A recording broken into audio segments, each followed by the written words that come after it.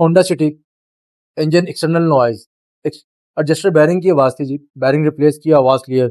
Sir बताइएगा कैसा रहा जी एक्सपीरियंस? एक्सपीरियंस मेरा माशाल्लाह बहुत बेहतरीन था। पहले काफ़ी ज़्यादा साउंड आ रही थी लेकिन अब सारा क्लियर कर दिया इशू माशाल्लाह आपने। गाड़ी है जी होंडा सिटी, फॉल्ट है इंजन नॉइज, एक्सटर्नल नॉइज है, गूंज की आवाज़ है। चेक करते हैं जी कहाँ से आ रही है। एडजस्टर बैरिंग आवाज़ कर रहा है जी इसका।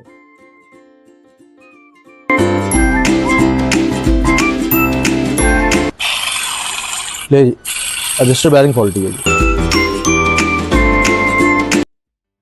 बैरिंग रिप्लेस कर दिया जी इसका, आवाज़ खत्म है, फिटिंग करते हैं।